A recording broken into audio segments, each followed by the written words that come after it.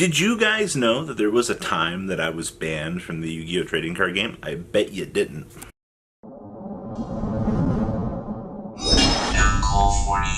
Smash your and crap out of the subscribe button so you guys don't miss out on more. Well, story time Q&A for 90,000. So the first one is from Jordan McLean, and he said worst Yu-Gi-Oh! Memory, which ties into the I was banned from Yu-Gi-Oh! Now, I've never really told a lot of people this story because it kind of messed me up and made me not want to play Yu-Gi-Oh! Anymore. So, to understand this story, we have to turn back the clock to 2009. Now, I was just coming off of my top in Shonen Jump Detroit that December, so I was kind of already known as the gadget guy. I was the guy that messed up Teledad for that era, which was really great. Like, that was my career, like, that was my legacy.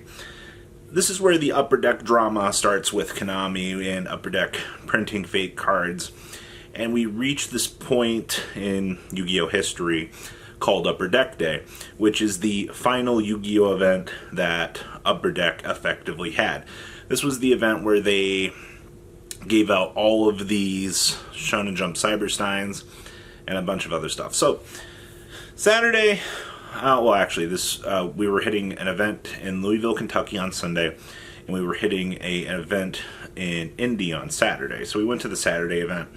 I scrubbed out playing gadgets. I was like, okay, cool, you know what? I got what I needed to out of today's metagame. You know, we'll recoup. So we leave Indy.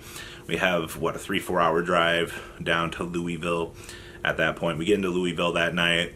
We rest up, and we pull it together for the second event. Now, I've only played one Louisville event in my entire Yu-Gi-Oh! Career, and this pretty much scolded me for life. So, I am X1.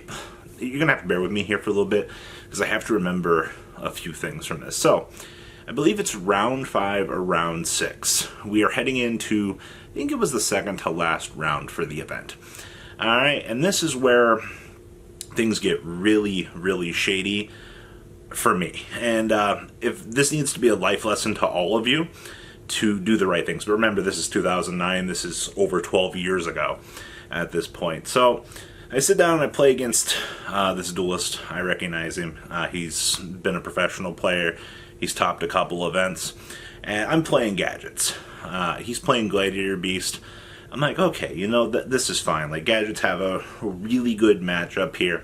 We're not going to have any issues whatsoever for this particular matchup. And I gotta add a side note here. I'm keeping track of my life points via calculator. He's not keeping track at all. Okay? So that's very important to know. So there's one duelist sitting next to us. He's kind of peeking over during his match every blue moon. His match gets done, kind of peeks over, then he walks away. Alright, so I'm gonna set that aside because that's important for this. So, I end up 2-1-ing this Glider Beast player, and this is where my entire career starts flushing down the toilet. Alright?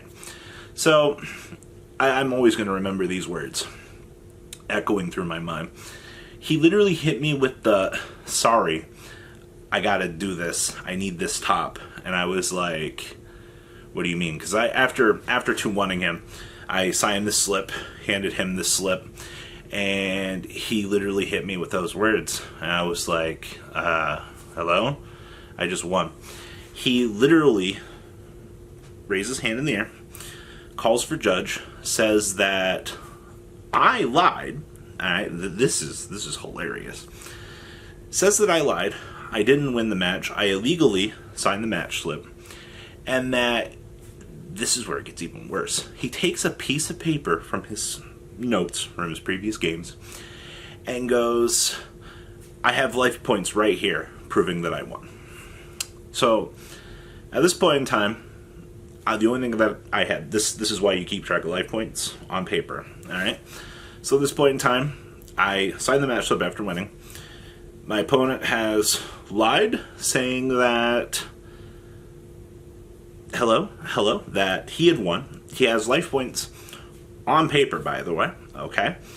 And, yeah, okay, so let's fast forward here. So I've been accused of being a liar at this point. I have literally, the only guy that was paying attention watched a few things, but he never came forward. That's why that's relevant, because the only witness that we had to the game left. Alright? And he was like, I didn't pay enough attention. So, alright, Robbie's been called a liar. Okay.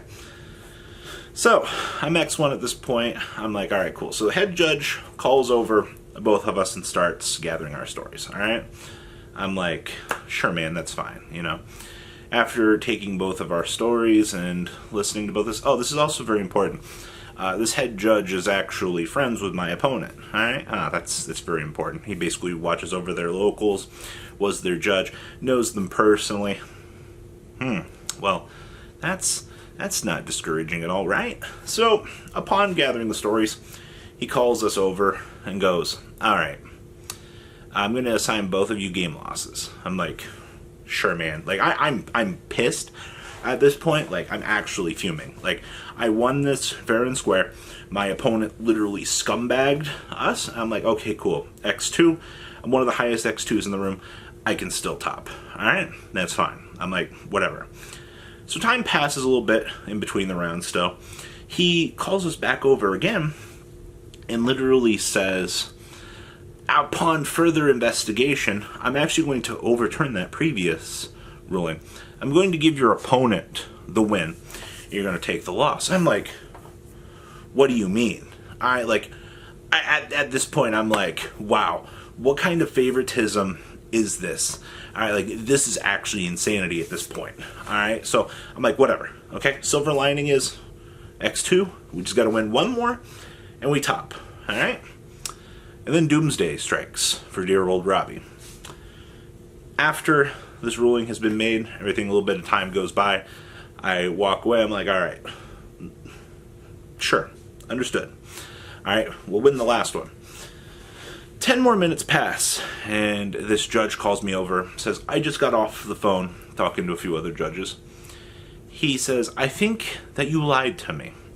I'm going to DQ you from this event. You're going to have to fill out paperwork, and you will be facing upwards of a 2-year suspension from the game. And I'm like, what? Alright? One of the worst times in my life. Alright? Now, what got me out of this, you ask? Well, Upper Deck lost the rights to YuGiOh. Konami took over. I never heard anything else about it. That was it. Hands were washed. Now, the discouraging part that messed me up for years to come. I was really discouraged from wanting to play the game after all of that. Imagine being in a situation that you tell the truth, you present evidence, and, well, you can't really present evidence because you don't have any. That's why you always keep track of life points on calculator, or excuse me, on paper. 12 years later, still using paper to this day. Alright, so there's that. And then 8 months later, when events come back, maybe it was 9, 10, the same judge that screwed me over was the head judge at Shonen Jump Columbus that year. I was so afraid of that judge that I didn't participate in that event. I actually just walked around and hung out with people all day because I was afraid that he was going to have it out for me again. Now, long since that judge and said player have pretty much disappeared from the community. There's nothing to do with that. But I'm not saying that YuGiOh has corrupt judges, because they might. Alright, that's not my decision. The thing is, YuGiOh's come a long way from where it was to where it is now. And the story's over 12 years old at this point. So, you ever just tell the right thing almost as your entire YuGiOh career out of all of it? Because that's what happened. So, there's definitely been a lot of improvement since then. I don't really tell this story all that much because, you know, it was a pretty bad time. Like, I was just graduating from high school, and literally, you know, the thing that you're most passionate about, being YuGiOh, you literally just, you get dumpstered on for it. So, what can you do? So, 2 years, just because your opponent and the head judge were friends, and, you know, situations, man. It is what it is. So, just always keep track of life points on paper, and, you know, always enjoy an audience for your game. That way, you know, when scumbaggery like that happens, that's what you can do. So that's the story about how I got banned from Yu-Gi-Oh! Thank you, Konami, for taking over, by the way. Alright, so we have a few more questions for this video here, because that story took a while. The next one is from Gikamo Tadai. What is the best moment in your Yu-Gi-Oh! Career? Honestly, I'm going to be honest, having this YouTube channel, hitting that 90,000 mark, I want to thank all of you guys for being here. All of you that have enjoyed these videos. I'm really glad that we can have these moments and bond like this, because, you know, it's awesome. Alright, so thank you for all the you that submitted these questions too. Next one here is from John Sweezy. What got you into anime and TCGs? I was a wee little lad. Pokemon, good friends throughout the years, enjoying card games. Dragon Ball, Sailor Moon, you know, the old Toonami block, obviously, was a big, big push. Alright, Nazari said, Dear Robbie, my question for you is, can you say the following poem? Roses are red, a surprise for you, Majestus is fun to say, 7-colored fish, 2. Thank you. Well, there you go, Nazari. Next up here, what made you want to start the Yu-Gi-Oh! Channel? So, back when I was always talking about gadgets, gadget theory, gadget discussion, all this stuff, I suck at writing. You guys have read my descriptions. You know, I'm 31 years old, and I suck at doing this stuff. So I went to a medium that I thought I was most comfortable with. Talking. Okay? Hey, can't mess up if you talk, right? So, the moral of the story was, I wanted to get my thoughts out via the only way that I knew how. Talking. Alright, so that's what made me start. So, and I also wanted to vlog events. But that was a story for another day. We'll answer that in another Q&A. Jesse Robbins says, do you ever play at locals, and would you ever do a vlog of a weekend at locals? So, as I actually just said, part of the reason why we started this channel is I wanted to do vlogging. There were a lot of earlier videos on this channel where we would do a lot of vlogging. And unfortunately, Konami cracked down on recording in venues ages ago, which we kind of lost that ability to do that. So I've had to evolve my channel a lot over the years, because I really did enjoy vlogging throughout the years. And, well, we had to change and evolve. So here we are. We've reached this point in the quantum verse. But yeah, would I do it again? I don't know.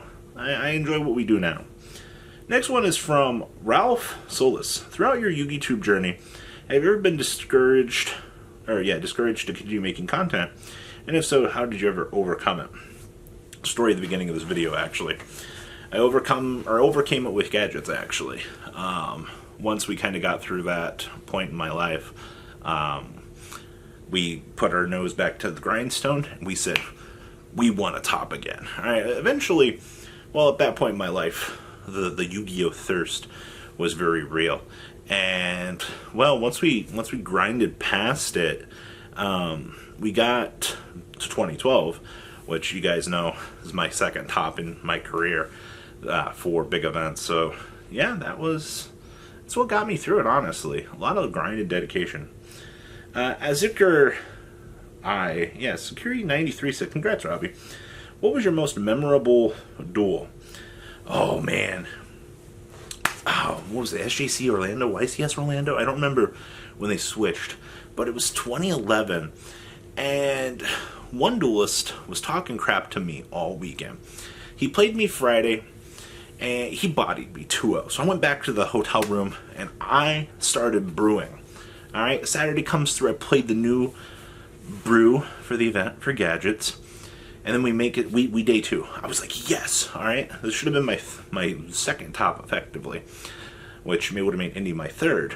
But we made it to day 2. And then we lost last round on the bubble.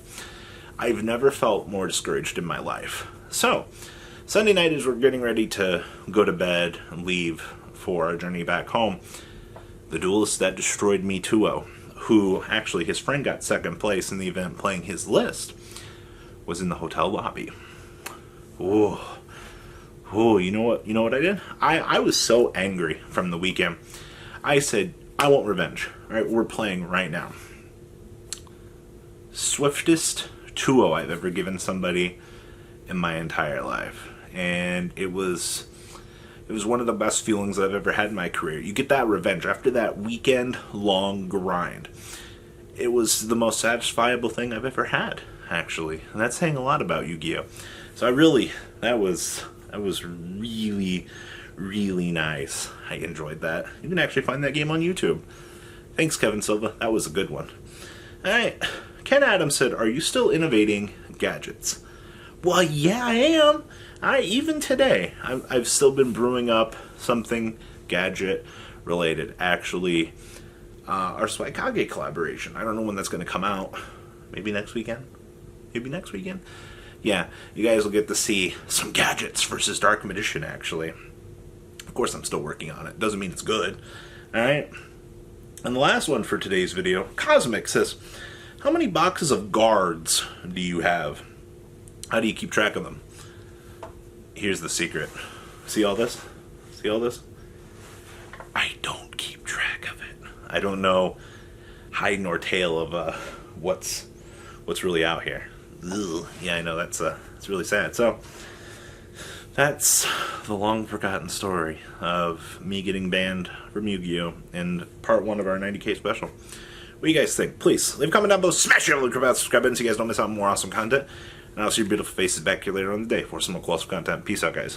Thank you, patrons, for making the ride never truly end. Without you guys' support, well, I would probably be doing Truffle Shuffle videos for a living. Guys, please check out Vanquill40 for all of your Cardfight Vanguard content brought to you by Vanquill40. And if you are looking to pick up singles, check out mquillgames.com for your trading card game needs. Thanks for watching, everybody.